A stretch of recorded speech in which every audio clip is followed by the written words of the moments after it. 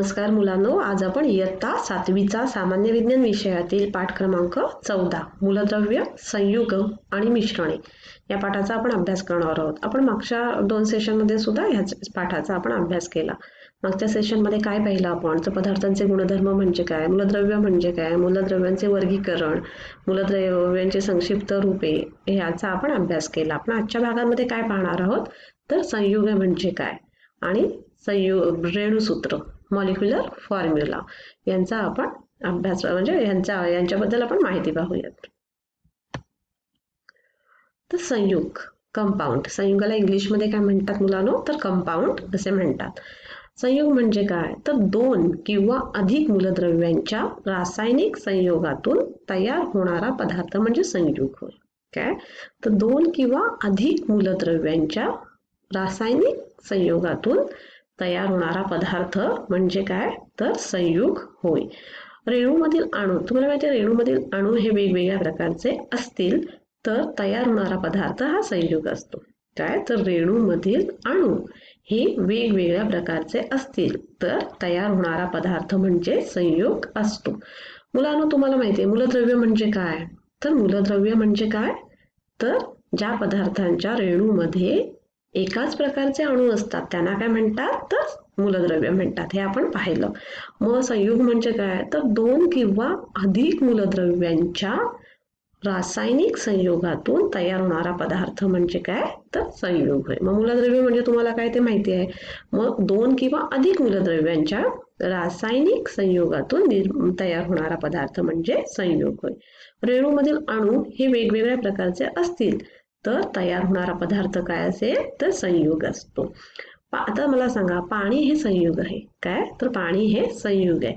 तर पाण्यामध्ये काय असतात, तर हायड्रोजनचे 2 अणू असतात आणि ऑक्सिजनचा 1 अणू. असे हायड्रोजनचे 2 अणू आणि ऑक्सिजनचा 1 अणू मिळून पाण्याचा एक रेणू तयार होतो. कळलं. पाणी हे काय आहे, संयुग आहे. मग पाण्यामध्ये काय आहे, तर पाण्यामध्ये हायड्रोजनचे 2 अणू आणि ऑक्सिजनचा 1 अणू मिळून पाण्याचा एक रेणू तयार होतो. कळलं. म्हणजे पाणी हे काय आहे, एक संयुग आहे. कारण का, त्याच्यामध्ये 2 किंवा अधिक मूलद्रव्यांच्या रासायनिक संयुग म्हणजे काय, तर 2 किंवा अधिक मूलद्रव्यांच्या रासायनिक संयोगातून तयार होणारा पदार्थ म्हणजे काय, तर संयुग होय. आता मुलांनो, आपण एक तुम्हाला संयुग म्हणून म्हणजे समजण्यासाठी आपण एक काय करूया, एक छोटासा प्रयोग करूया. त्याच्यासाठी आपल्याला काय करायला लागेल, एका परीक्षा नळीत आपल्याला साखर घ्यायची. काय घ्यायचे, साखर घ्यायचे. व त्या परीक्षा नळीला काय करायचे, तर उष्णता द्यायची. काय, उष्णता द्यायची. आणि मग काय होतं उष्णता दिल्यानंतर याचं तुम्ही निरीक्षण करायचं आहे. जर तुम्ही साखरेला म्हणजे परीक्षा नळीत जी साखर आहे त्याला जर परीक्षा नळीला त्या उष्णता दिली तर काय होतं, तर साखर वितळते. काय होतं, साखर वितळते. व नंतर काय होतं, तर पाण्याची वाफ बाहेर पडून जाते. काय होतं, तर पाण्याची वाफ बाहेर पडून जाते आणि मग काळ्या रंगाचा पदार्थ शिल्लक राहतो. काय, आपण जेव्हा नुसतं जर परीक्षा नळीमध्ये जर साखर घेतली आणि त्या परीक्षा नळीला पण उष्णता दिली तर काय होतं, तर पाण्याची वाफ बाहेर पडून जाते आणि साखर वितळते. त्याच्यामुळे आणि नंतर काय होतं, तर पाण्याची वाफ बाहेर पडून जाते आणि मग काळ्या रंगाचा पदार्थ शिल्लक राहतो. हा काळ्या रंगाचा पदार्थ म्हणजे कार्बन होय. काय, तर काळ्या रंगाचा पदार्थ म्हणजे काय आहे तो, तर कार्बन होय. म्हणजे साखर म्हणजे कसलं, मग साखर एक संयुग आहे. म्हणजे साखर म्हणजे काय, कार्बन, हायड्रोजन आणि ऑक्सिजन यांचे संयुग आहे. आपण बघितलं ना की जेव्हा आपण त्याला उष्णता दिली तेव्हा काय होतं, साखर वितळते आणि मग पाण्याची वाफ होते. पाणी म्हणजे पाण्याचे रेणू कसे असतात, तर H2O म्हणजे पाणी म्हणजे काय, तर हायड्रोजन आणि ऑक्सिजनचे अणू असतात. माहिती आहे ना, पाण्यामध्ये काय असतात, तर 2 हायड्रोजनचे अणू आणि 1 ऑक्सिजनचा अणू असतो. मग काय होतं, तर या म्हणजे साखर म्हणजे काय आहे, एक संयुग आहे. मग हा काळ्या रंगाचा जो पदार्थ राहतो तो काय आहे, कार्बन. मग साखर काय आहे, तर साखर म्हणजे कार्बन, हायड्रोजन आणि ऑक्सिजन यांचे संयोग होय. त्यातील पाणी म्हणजे ऑक्सिजन आणि हायड्रोजन निघून गेल्यावर कार्बन शिल्लक राहतो. कळलं. त्यातील पाणी म्हणजे काय, तर ऑक्सिजन आणि हायड्रोजन ते निघून गेलं ना वाफेतर्फे. म्हणजे साखर वितळली आणि काय झालं, पाण्याची वाफ बाहेर पडून गेली. म्हणजे त्यातील पाणी म्हणजे ऑक्सिजन आणि हायड्रोजन निघून गेल्यावर काय राहतं, काळं जे काळा रंगाचा पदार्थ राहतो तो म्हणजे काय, तर कार्बन. म्हणजे साखर हे काय आहे, संयुग आहे. आणि साखर म्हणजे कार्बन, हायड्रोजन आणि ऑक्सिजन यांचे संयोग आहे. आपण एक दुसरा एक प्रयोग बघूया. तर एक मॅग्नेशियमची फीत चिमट्याने पेटत्या ज्योतीवर धरा तुम्ही म्हणजे धरून निरीक्षण केले तर काय होतं माहितीये मुलांनो. तर मॅग्नेशियमची फीत चिमट्याने पेटत्या ज्योतीवर धरल्याने त्याचे ऑक्साईड आणि नायट्राइड होऊन ती राखाडी रंगाच्या भुकटीत प्रवर्तित होते. काय तर त्याचे ऑक्साईड आणि नायट्राइड होऊन ती राखाडी म्हणजे रंगाच्या भुकटीमध्ये प्रवर्तित झाली. आता आपल्याला दोन्ही प्रयोगावरून काय लक्षात आले की 2 किंवा अधिक मूलद्रव्यांच्या रासायनिक संयोगातून तयार होणारा पदार्थ हा संयोगच असतो. कळलं. ही दोन्ही प्रयोगावरून आपल्याला असं दिसून आलं की 2 किंवा अधिक मूलद्रव्यांच्या रासायनिक संयोगातून तयार होणारा पदार्थ हा संयोग असतो. मुलांनो, आता मला सांगा की पाणी, तुम्ही मला उत्तर द्यायचंय. मी तुम्हाला प्रश्न विचारते की पाणी, ऑक्सिजन, कार्बन डायऑक्साईड यापैकी मूलद्रव्य व संयुग कोणती आहेत बरं? सांगा आता तुम्ही. तुम्हाला कळलं ना. तुम्हाला मूलद्रव्य म्हणजे पण माहिती आहेत की ज्या पदार्थाच्या एका म्हणजे रेणूमध्ये एकाच प्रकारचे अणू असतात त्यांना काय म्हणतात, तर मूलद्रव्य म्हणतात. आणि संयुग म्हणजे काय, तर 2 किंवा अधिक मूलद्रव्यांच्या रासायनिक संयोगातून तयार होणारा पदार्थ म्हणजे संयोग आहे.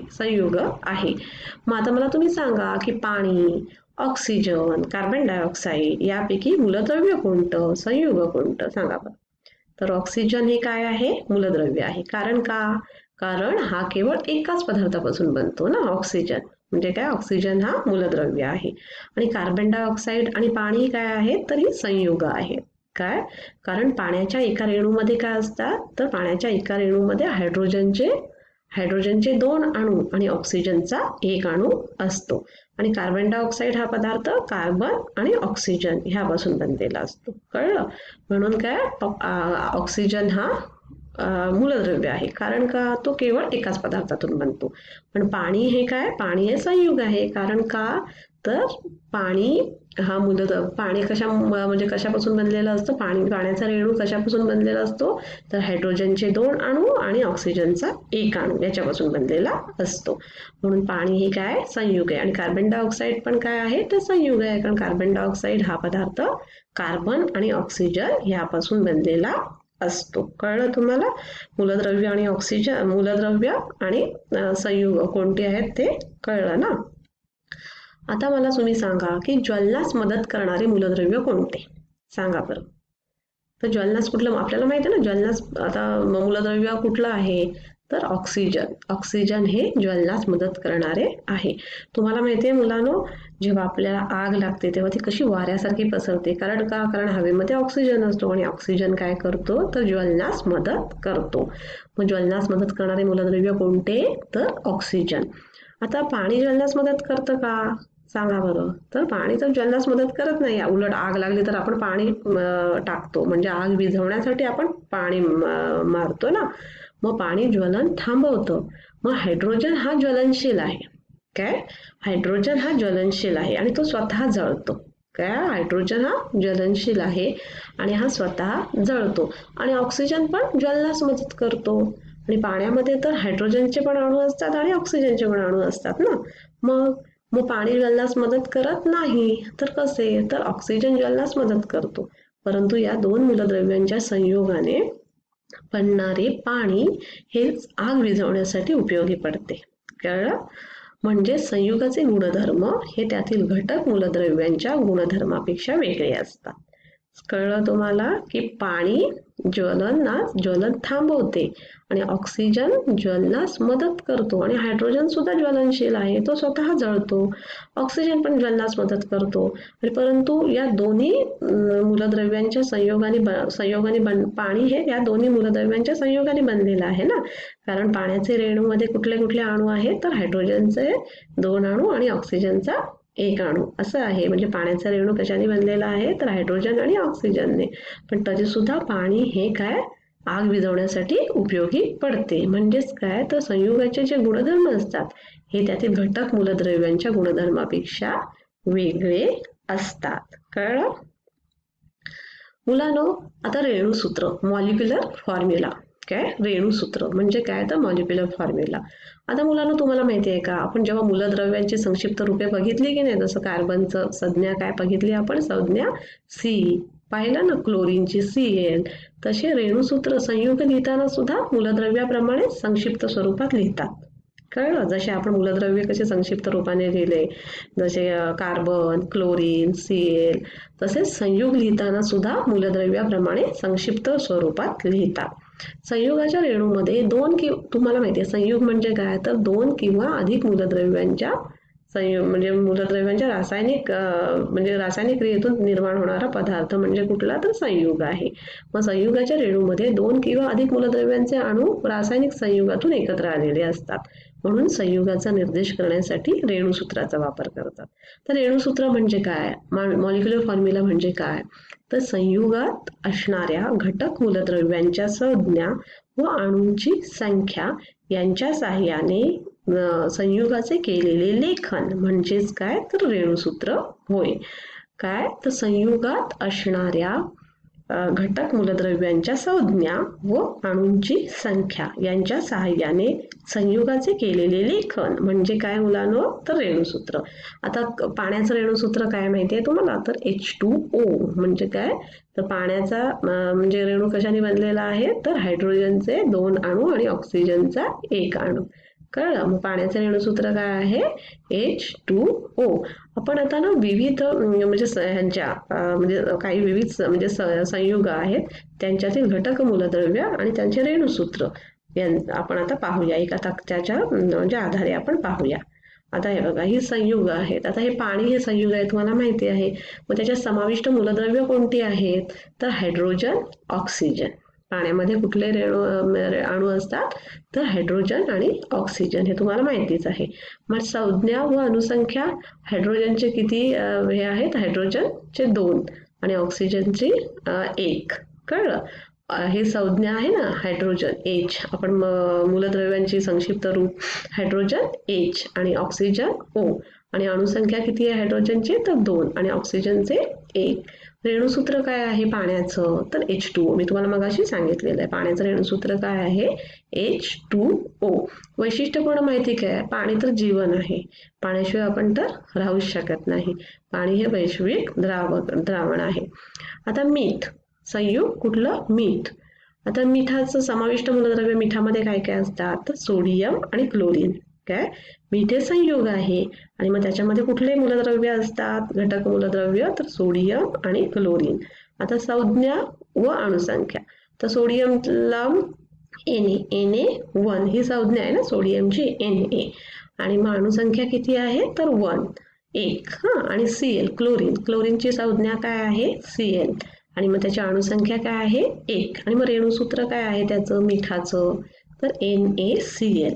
आणि आपल्याला मीठ कशासाठी यूज होतं, तर जेवणासाठी, रुची वाढवण्यासाठी. ओके. आता संयुग आहे मूर्छित. काय, तर मूर्छित, त्याच्यामध्ये कुठले घटक मूलद्रव्य आहेत, तर तांबे, सल्फर, ऑक्सिजन, आणि संज्ञा काय, तांब्याची Cu ही संज्ञा आहे, आणि अणुसंख्या काय आहे, तर 1. सल्फर S संज्ञा, सल्फरला काय, सल्फरला संक्षिप्त रूप काय आहे, तर S, आणि त्याची अणुसंख्या काय आहे, 1. आणि ऑक्सिजनची संज्ञा काय, O, आणि त्याची अणुसंख्या काय आहे, 4. आता मूर्छितचं रेणूसूत्र काय आहे, तर CuSO45H2O. कळलं. आणि आता हे याचं वैशिष्ट्यपूर्ण माहिती काय आहे मूर्छितची, तर हे जंतुनाशक आहे. शेतीमध्ये त्याचं जंतुनाशक म्हणून त्याचा वापर करतात. आता आपण दुसरं संयुग बघूया, खडू, चॉक. खडू, आता खडू समाविष्ट, त्याच्या खडूमध्ये या संयुगामध्ये किती घटक मूलद्रव्य आहेत, तर कुठले, कॅल्शियम, कार्बन आणि ऑक्सिजन. कळलं. आणि संज्ञा कॅल्शियमची Ca आणि अणुसंख्या 1. कार्बनचा संज्ञा काय, तर C आणि अणुसंख्या 1. आणि ऑक्सिजनचे 3, अणुसंख्या काय आहे, 3. आणि रेणूसूत्र काय खडूचं, तर CaCO3. हे तुम्ही सगळं लक्षात ठेवायचं आहे हा. काय तर खडूचं रेणूसूत्र काय आहे तर CaCO3 आपल्याला खडू म्हणजे हा खडू कशासाठी उपयोगी पडतो, वैशिष्ट्यपूर्ण माहिती काय खडूची तर चुनखडीमध्ये इमारतीच्या बांधकामासाठी खडूचा वापर केला जातो. आता धुण्याचा सोडा, कळलं, धुण्याचा सोडा हे संयुग आहे धुण्याचा सोडा. मग ह्या धुण्याच्या सोड्यामध्ये समाविष्ट मूलद्रव्य कोणती आहेत तर सोडियम, कार्बन आणि ऑक्सिजन, कळलं. मग त्या सोडियमची संज्ञा काय तर Na आणि अणुसंख्या 2. काय कार्बनची संज्ञा C आणि अणुसंख्या काय आहे तर 1.